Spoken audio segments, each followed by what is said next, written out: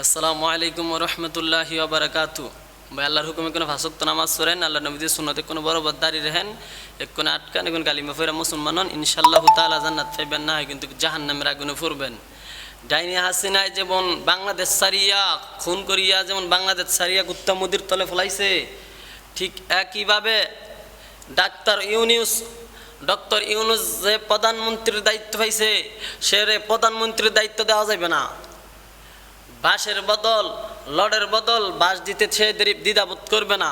তারা যদি আমেরিকা যুক্তরাষ্ট্রের হেরা, আমেরিকার হেরা তার কিছু টিয়া খাওয়ায়, কুত্তা মুদি কিছু টিয়া খাওয়ায়, সে তোমাদেরকে ভুলিয়ে যাইব। তারা যে ডক্টর ইউনূসকে যদি বাংলাদেশের প্রধানমন্ত্রী বানাইছ, ডক্টর ইউনূস এক নম্বর হলো আল্লাহ রসুলের দাড়ি নেই মোহ, দুই নম্বর হলো আল্লাহর হুকুম ভাষক তো নামাজ নাই, আল্লাহর কালেমা নাই, ছেড়ে বাংলাদেশের প্রধানমন্ত্রী না, তারা জোতা টানার কিছু ওলাহান যাইব না ডক্টর ইউনূস রে। স্পষ্ট বক্তব্য, স্পষ্ট কথা। বাংলাদেশের প্রধানমন্ত্রী এবং বিশ্বের প্রধানমন্ত্রী এক নাম্বার দাড়িওয়ালা নামাজওয়ালা কালিমালাই হবে। ইন্নাল উলামা ওয়ারাসাতুল আম্বিয়া, আল্লাহর নবীর ওয়ারিস হুজুররা এক নাম্বার বাংলাদেশের প্রধানমন্ত্রী এবং বিশ্বের প্রধানমন্ত্রী ইনশাল্লাহ হবে। কোনো বাংলাদেশের প্রধানমন্ত্রী এবং বিশ্বের প্রধানমন্ত্রী আলেম ছাড়া কেউ হইতে পারবো না। এক নাম্বার কথা, শুধু বাংলাদেশের নয়, গোটা বিশ্বের হইতে হইব।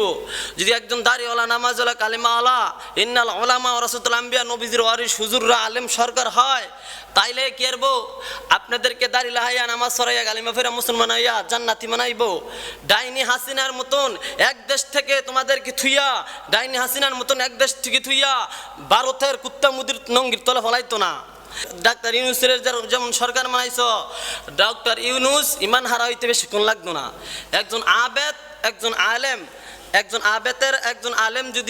আবেদ যদি সারা রাত ইবাদত করে, আর একজন আলেম যদি সারা রাত শুয়ে থাকে, একজন আবেদের যত সব হইব, একজন আলেম শুয়ে তার থেকে বেশি সব হইব।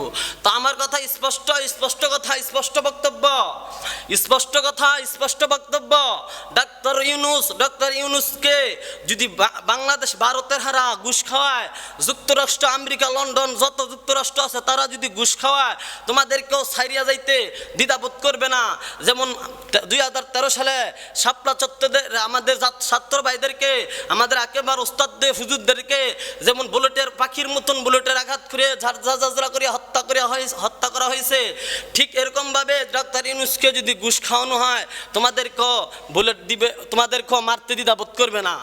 স্পষ্ট কথা, ডক্টর ইউনূস আর ডক্টর জোতা টানার লাগিয়ে ওলাহান যাবে না।